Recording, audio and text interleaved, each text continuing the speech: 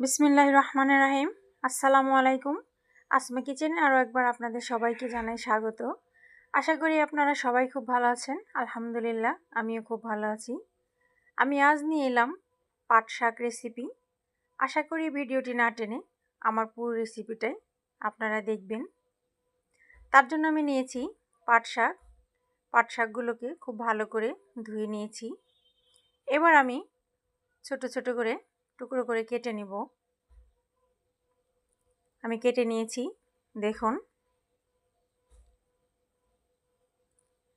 এবার আমি নিয়েছি মসুর ডাল। ডালটাকে খুব ভালো করে ধুয়ে নিয়েছি। আমি 30 মিনিট ভিজিয়ে রেখেছিলাম, ধুয়ে নিয়েছি। এবার চলুন রেসিপিটা শুরু করা যাক। আমি নিয়েছি একটা পাতিল, দিয়ে দিলাম সরিষার তেল।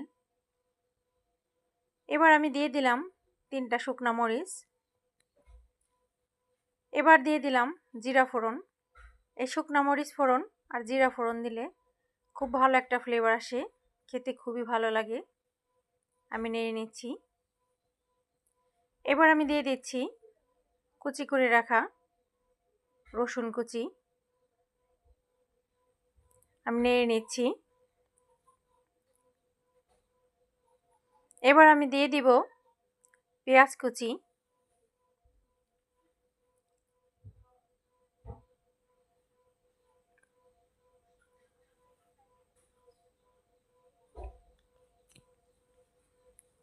দিয়ে দিলাম পেঁয়াজ কুচি। এবার নেড়ে নিচ্ছি।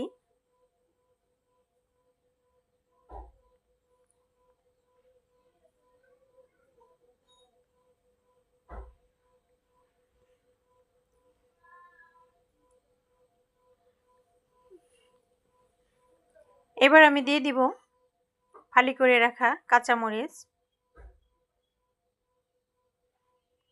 নেড়ে নিচ্ছি।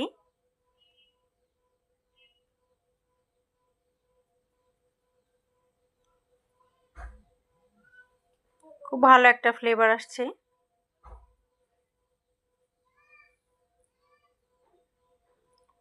এবার আমি দিয়ে দিব পরিমাণ মতো পানি।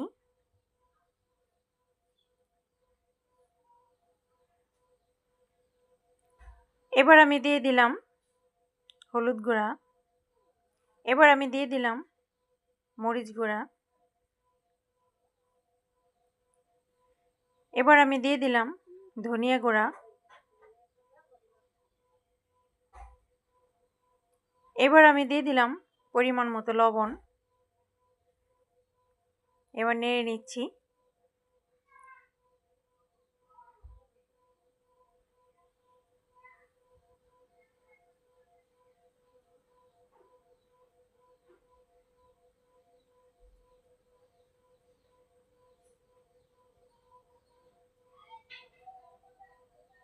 দেখুন তেল মশলাটা আলাদা হয়ে গেছে আর মশলাটা কষানো হয়ে গেছে। এবার আমি দিয়ে দিব মসুর ডাল, দিয়ে দিলাম। এবার নেড়ে নিচ্ছি। আমি এই ডালটাকে খুব ভালো করে কষিয়ে নিব। ডালটাকে কষিয়ে নিলে খেতে খুবই ভালো হয়।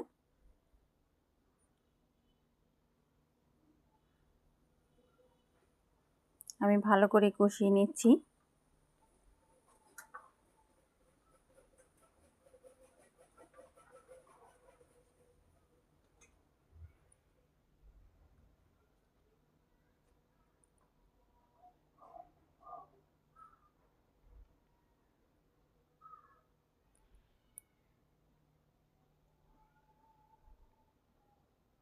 এবার আমি ঢাকনা দিয়ে ঢেকে দিলাম।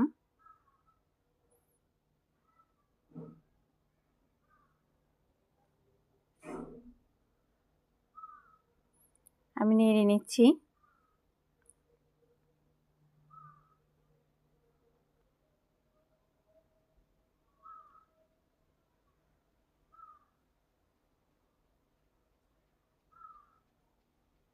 আমি আবারও ঢাকনা দিয়ে ঢেকে দিলাম।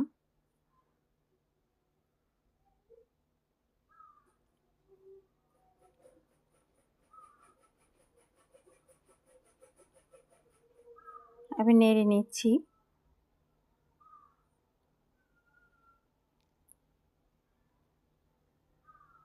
আমার কষানো হয়ে গেছে। এবার আমি পরিমাণ মতো পানি দিয়ে দিব।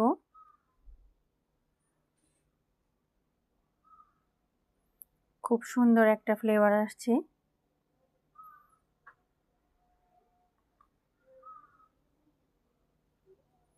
এবার আমি নেড়ে নিচ্ছি।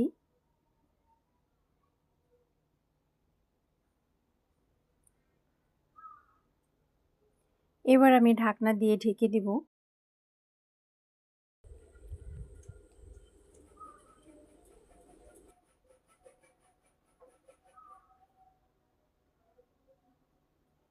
বলক এসে গেছে। তেল মশলাগুলো উপরে কেমন ভাসছে। আমি নেড়ে নিচ্ছি। আমি আবারও ঢাকনা দিয়ে ঢেকে দিলাম।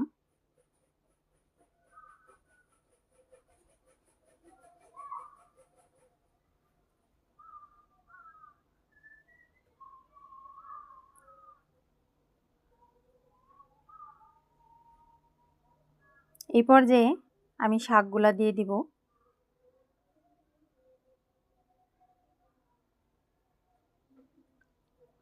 আমি শাকগুলো দিয়ে দিচ্ছি। এবার নেড়ে নিচ্ছি।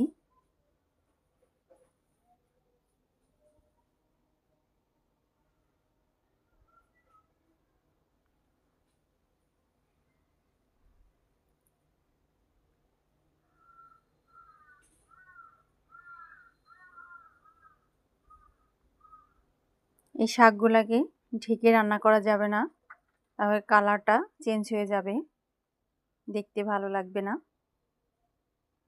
আমি এবার ধনিয়া পাতা দিয়ে দিচ্ছি। ধনিয়া পাতাটা দিলে খেতে খুবই ভালো হয়, খুব ভালো একটা ফ্লেভার আসে। আমি নেড়ে নিচ্ছি।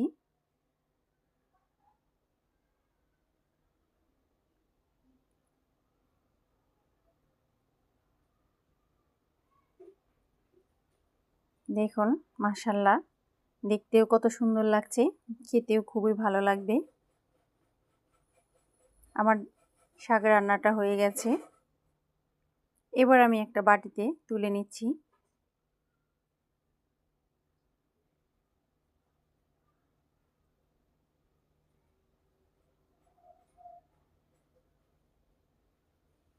দেখুন, মাশাআল্লাহ, কতটা সুন্দর হয়েছে।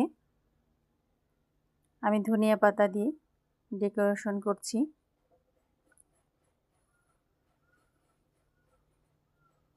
এভাবে আপনারা বাসায় রান্না করে খাবেন, আর খেতে কেমন হয়েছে আমাকে কমেন্ট করে জানাবেন।